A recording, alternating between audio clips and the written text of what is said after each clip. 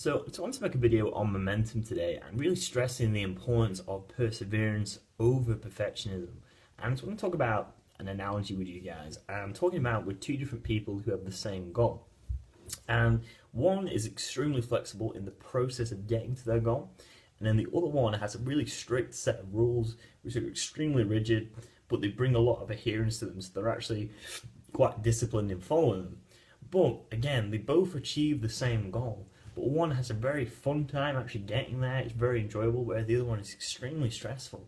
Um, and by doing that, when you add that up over time, if you're like that with every single thing, if you're extremely perfectionistic over the process rather than the effort, you set yourself up disaster along the way because you can really debilitate your own self-esteem, your own self-worth, and your actual enjoyment of actually getting to the goal. I think we learn more from the journey than the actual destinations in life themselves. And I really think this is the difference between intrinsic motivation and extrinsic motivation. With intrinsic motivation, you enjoy the process of getting somewhere. You enjoy finding solutions to problems. You enjoy the little bits of progress you make along the way, that you were better than yesterday. If you're more extrinsically motivated, you're prioritizing your outcome over the progress. You're seeing, you're marking your success based on whether you've achieved the goal or not, which is not a good thing because, remember, it takes a lot longer in the process of getting somewhere than the actual destination itself. Getting to the actual destination, the last part of actually, going around the corner to, your goal, so to speak, and that's the easy part. It's the journey of actually getting there which takes so much time. And if you can just alter and kind of shape shift your perception of the process of getting there, you can find enjoyment in it. Your desire for your goal increases. You gain more momentum, and you don't resist the changes and setbacks along the way.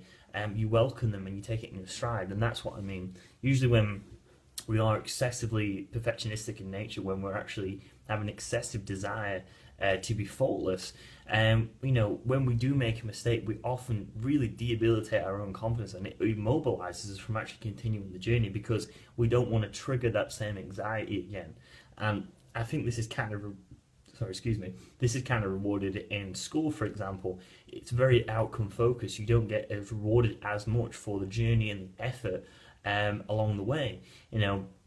Asking for help can sometimes seem like you're causing disruption in the class or something, or you're actually ruining the flow of the lecture or something like that. The teacher might see it as a form of incompetence again, and it's kind of not giving us the permission to be human. And again, you're rewarded for the outcomes. If you put an excessive amount of effort into something, but you get a bad mark, you are debilitated by the mark, even though you put a tremendous amount of effort in.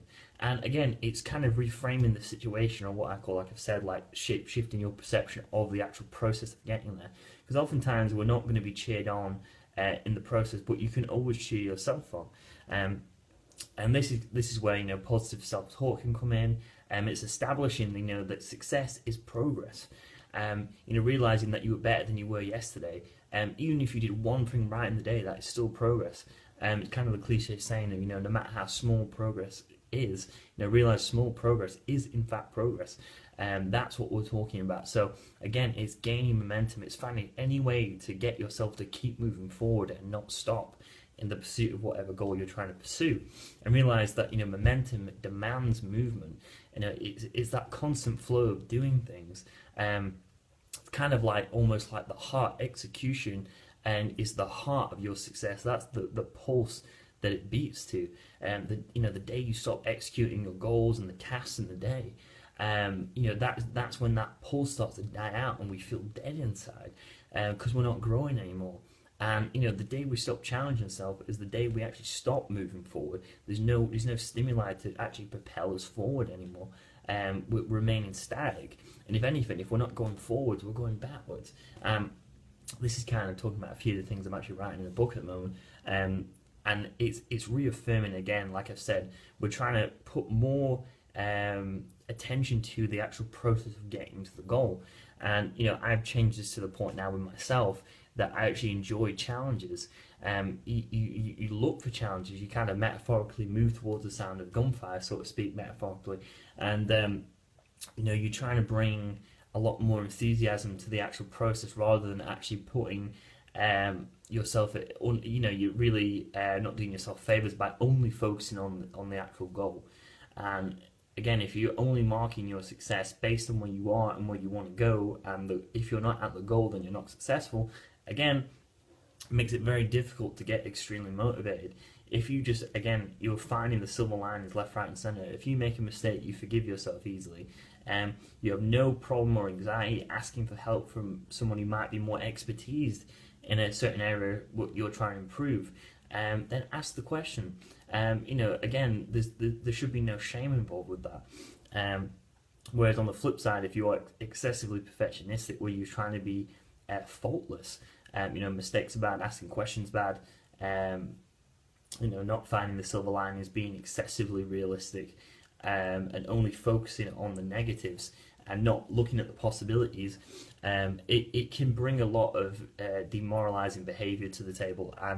And I really think if you're trying to achieve your, like, my biggest why, which is kind of my next point I want to mention, that your why has to be bigger than your no. And by the why, this has kind of been brought to the surface by Simon Sinek quite a lot within his speeches and his books. We have an underlying purpose, and if we can fall always back on that purpose, it kind of reestablishes what we need to be doing at any given moment in time. We're not as indecisive. My why, is actually helping others and myself reach maximum potential and to live the greatest life imaginable. That is both for my clients and for myself. So in order for me to get my full potential, I have to adhere to perfect effort rather than perfectionism. Huge difference there. Perfect effort, it's re-establishing that you're bringing adherence to utilization. You're using whatever comes up as a winning edge. You're using it to your own advantage, not your disadvantage.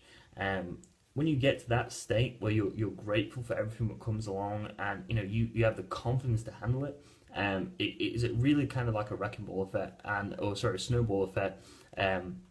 The more you lean on these challenges of life, the more your desire increases when you start enjoying the process, and also when you actually fall in love with the process and the progress you make along the way. It makes it so difficult not to find enjoyment in that, and it actually allows you to actually continue without giving up and stuff like that, and being pessimistic and stuff like that. So I hope that makes sense. So again, it's realizing success is progress. Perseverance is more important than perfectionism. Seeing the silver linings on the way. If you make a mistake, forgive yourself. Be willing to ask questions. And again, we're trying to broaden our set of rules. We're trying to find enjoyment in the process of getting somewhere.